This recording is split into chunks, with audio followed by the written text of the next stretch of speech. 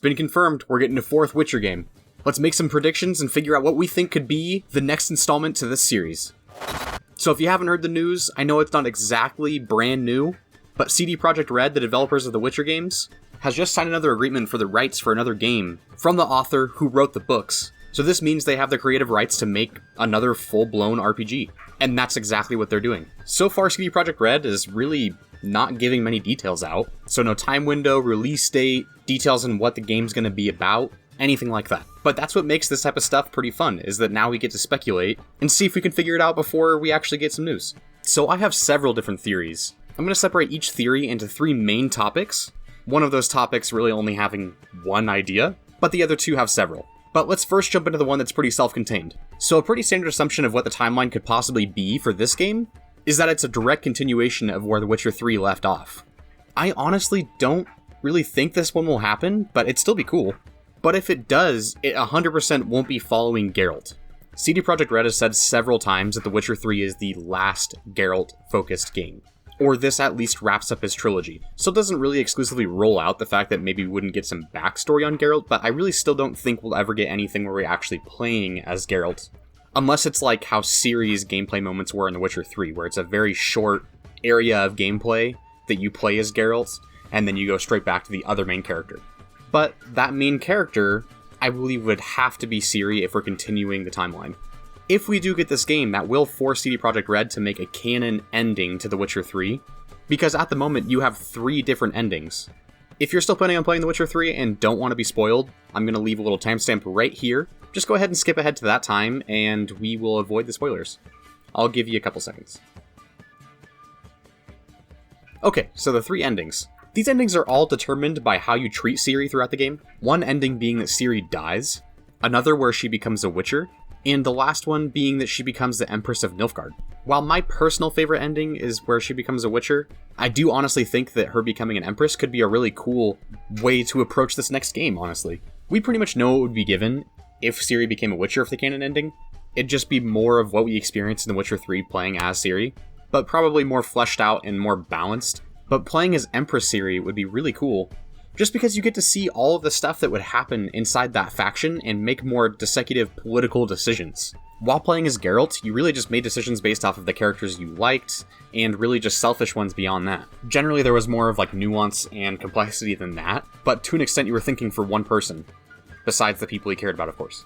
But when it would come to the gravity of an entire nation, especially if you're trying to rebuild the reputation of one that just tried to overthrow everybody, that could be pretty cool and interesting. But I think that really wraps up a lot of this brief overview of this specific speculation, so let's hop right into the next one. All of the rest of the theories are going to be more focused on the history of the Witcher universe. So the first one that I thought of, it would be really cool to see the history of like the first Witchers and how they were formed. Maybe see the construction of Kaer Morhen, how they developed all the trials to make Witchers. Watch them form their trade and see what they valued. It would also be really cool to see them become more and more jaded towards the general public the more time that passed. I personally love lore and just backstory to a lot of stuff like this, especially when you can play it out. So we could go with this approach, or we could go with a different theory where maybe we do the backstory of Vesemir or Geralt. I know from what I said earlier, it's pretty unlikely that we'll get anything Geralt-centric, but it would still be cool to see him become a Witcher. We don't get that in Witcher 1. I think honestly Vesemir's story could be really cool too. Then we'd still get some of the current timeline that we're used to, and we'd also get to see history of the Witchers. We'd get to see the hard decisions that Vesemir had to make when really causing Geralt to become a Witcher, the way that he taught Geralt, and generally just how he became who he was. He's really just a cool character. I personally only see them really doing backstory of these specific Witchers because like Eskel and Lambert, really not too crazy interesting in my opinion at least. But hey, I'd love to be proved wrong, especially if it just means even more games. Okay, so last broad topic. There's really nothing locking down the series to have to be Witcher-centric. Yes, the name is there, but about 2 years ago, we got the game Thronebreaker, which yes, is a spin-off, but it is still a part of the Witcher universe, and you play as Queen Maeve in that game, not a Witcher. Granted, this is basically a Gwent game. It's not the usual RPG we're used to, but that also doesn't mean that we can't eventually get an RPG without a Witcher being the main character. So let's get into some theories that would be pretty cool if we were to pick characters that weren't Witchers. I think my favorite one would be covering the events of the conjunctioning of the spheres. If you're not familiar, this event is when magic and other species of monsters were introduced to the world that these games in this universe takes place in. Before this event, the only sentient races were dwarves, gnomes, and elves. So this event was really the birth of humanity for this universe.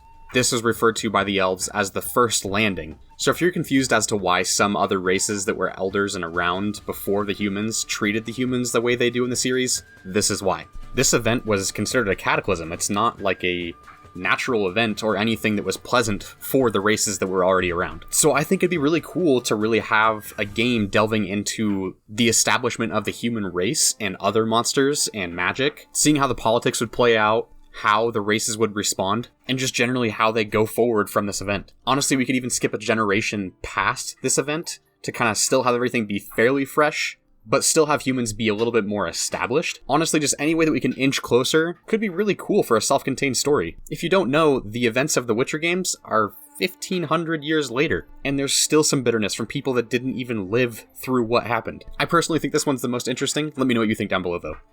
But let's move on to the next one. Another sort of faction that we could delve into is the Chapter, or the Sorcerers and Sorceresses. The books, the games, and even the Netflix series sort of delves into the background of the Sorcerers and Sorceresses, but it'd be really cool to see the forming of it. Then we can get a better grasp on their motives and just who they are. There's a lot of mystery behind the Chapter, and I really think that Aretuza could be a really cool setting for us to be able to explore, especially with no limitations as a sorcerer or sorceress. And with this, we could really go with formation, or we could honestly play as more of a current event sorcerer, sorceress. Two obvious ones would be Triss or Yennefer. Out of the two, the more likely is Yen. But I think even especially after how well the Netflix show did Yen's backstory, it'd be pretty cool to play through that.